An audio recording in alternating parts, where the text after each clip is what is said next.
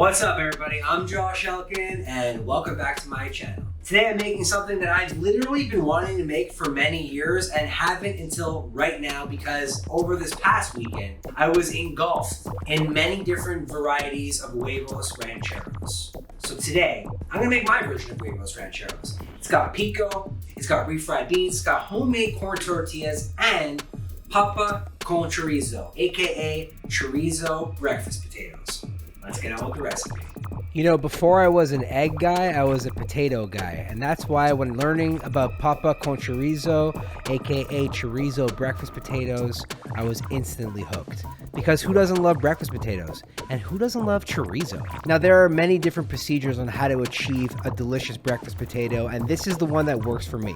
You bring potatoes up to a boil. You let it boil for roughly 10 minutes. That's not going to cook it all the way. It's going to soften the potatoes just enough to add them to a frying pan of butter and oil. Now, the key thing is to fry the potatoes without touching them. That's going to create a crust, and then once the crust forms, that's when we can start moving them around. Push the potatoes to the side, and then on one side, add a little bit more butter and or oil and start frying the onions. Once the onions start to caramelize and begin to soften, that's when we can mix it all together. Now, push the onions and potatoes aside and add the chorizo. Now, I'm trying to cook the chorizo to a point where it sort of resembles ground beef, but in this case, there's a lot of excess oil that is extracted from the chorizo, and I'm just going to use that as flavor to mix in with the onions and potatoes. Okay, so the chorizo potatoes are done. I'm going to strike that, and now onto the refried beans. To this pot, I'm adding some butter, and when the butter's melted, adding onions and garlic. We're going to saute that up real nice, and then add the pinto beans. Once the onions, garlic, and beans have combined, I'm going to add a little bit of beef stock. Now, I've made this in the past, and I've used chicken stock,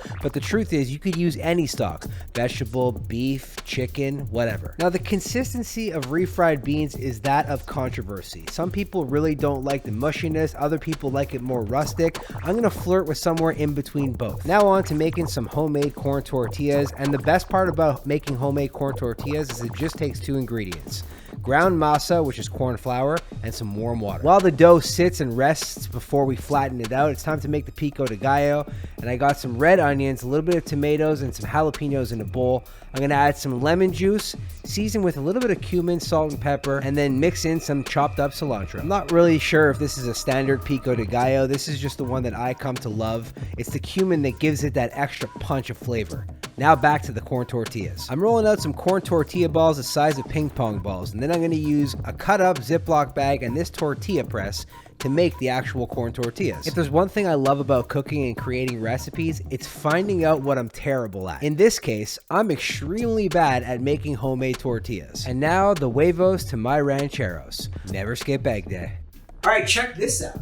Homemade refried beans, some pico de gallo, some breakfast potatoes made with chorizo, aka papas con chorizo, and some homemade corn tortillas. Now, I used to hate refried beans, I swear.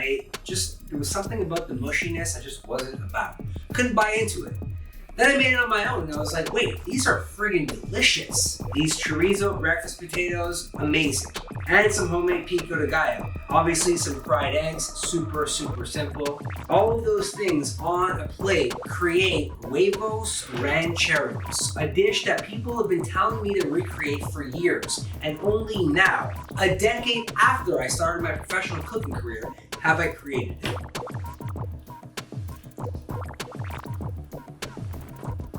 I can't believe it took me this long to make huevos rancheros. I can't believe it's going to take you guys not as long, because all you have to do is check the link in the description down below, follow it, go to Recipe Champions, and make huevos rancheros in the comfort of your own home today. Remember to like this video, turn on notifications, hit that sub, all the YouTube things, and I'll see you on the next video.